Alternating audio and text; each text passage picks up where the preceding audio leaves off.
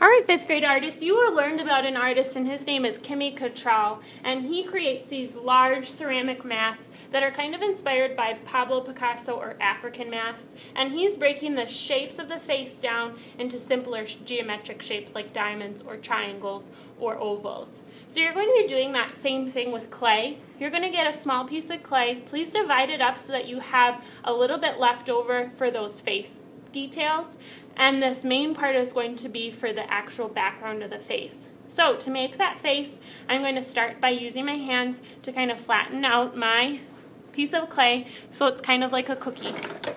Okay? At your tables or at the drive-thru, I also have some rolling pins for you to use. When you are using a rolling pin, you cannot press very hard, otherwise your clay is going to stick to your paper. Okay, so gently but firmly, I'm using my rolling pin to flatten out my clay, and every time I roll, I stop and I flip. I do a few rolls, I stop and I flip. And I'm trying to work both horizontally and vertically to spread out the particles of that clay to make it flat. Okay, roll and flip. I cannot make my clay any thinner than my finger. Okay, if it gets thinner than my finger, that is too thin and it has a good possibility of breaking in the kiln. So if I look at how thick that is, I need to stop. Otherwise my clay will be too thin. I'll put my rolling pin off to the side.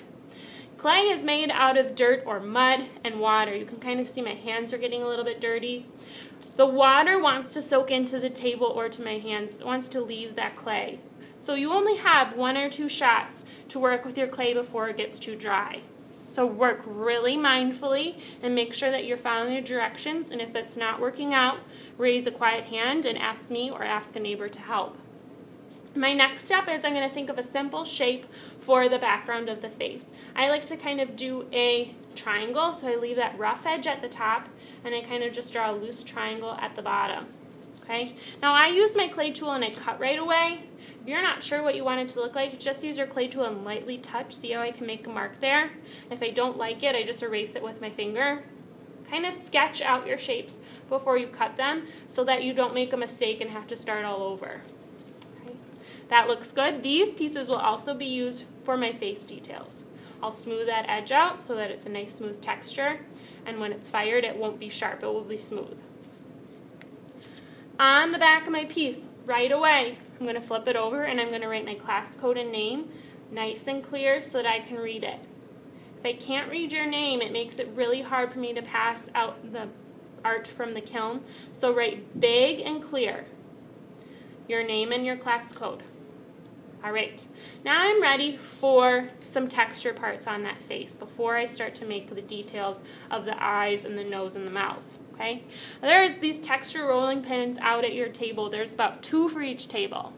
If you see one that you would really like, you need to use good classroom manners and respect and walk over to the table and say, "Can I please borrow that?" Otherwise, you have the 2 to choose from at your table spot.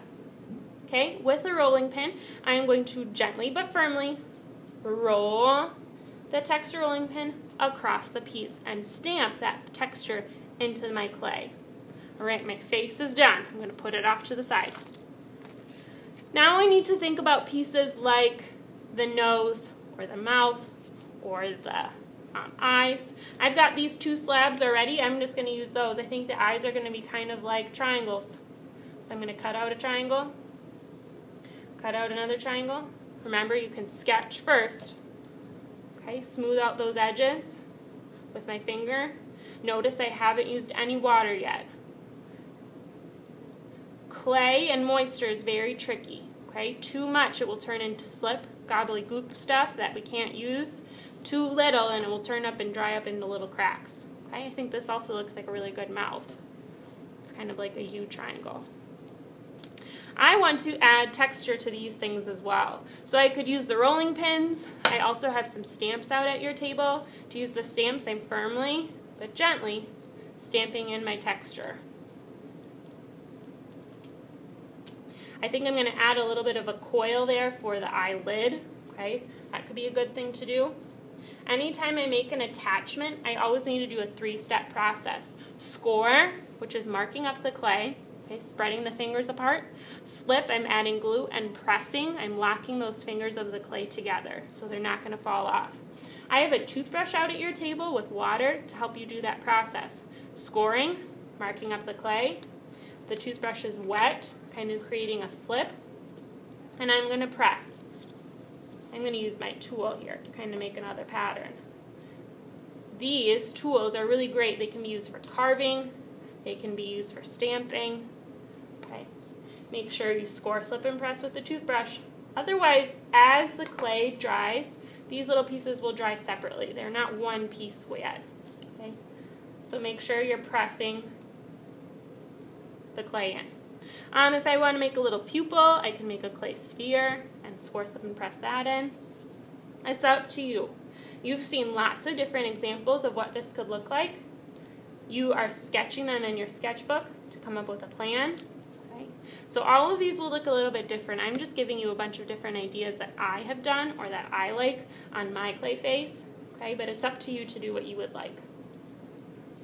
Alright, I think I'm going to use this wavy texture for the mouth. I could also maybe draw textures with my clay tool. Now whatever I draw, if I draw too deep, I need to make sure that I go back and smooth that out. Any little sharp or rough spots will fire or will be drying sharp. Okay? Right, there's my mouth and my eyes. Okay, I'm ready for my nose. If I have clay left over, I'm just going to do that same process I did for the face. I'm going to flatten it into a cookie with my hand, get it started going in that flat shape. I can use a rolling pin, and when I roll, I'm gentle but firm.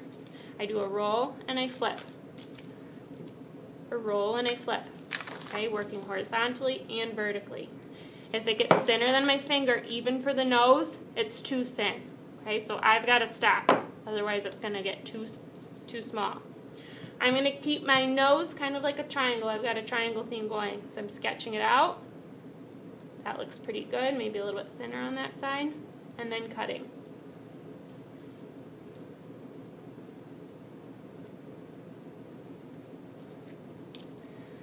It has kind of a ripped texture there. I don't want to leave that. That will be sharp when it gets fired. Okay, and then so I'm going to smooth that out with my finger. If you do feel like you need to use water, okay, you're just dipping the edge of your finger into the water to rub your clay. Okay, this side is really nice, so I think I'll use that side. And a texture.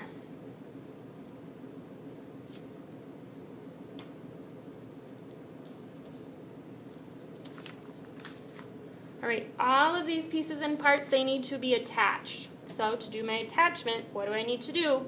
Score, slip, and press both sides. So the eyes,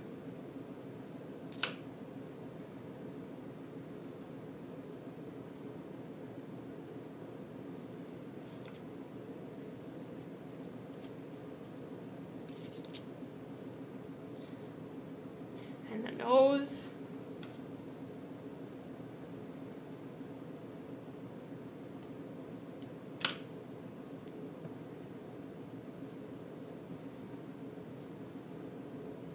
and the mouth. When I do this project, I also like to add some little nostrils for the nose. If you would like to do that, you can. I try not to have any parts sticking out, so I'm kind of curving up the part of the lips. Okay. The nose or the nostril, I'm just going to add with my clay tool, I think. When your piece is finished, you are going to carry it flat, flat, flat like a lunch tray over to the clay cart outside of the kiln door, clean up your spot, and get out your sketchbook. These masks turn out so cool, I can't wait to see what you come up with.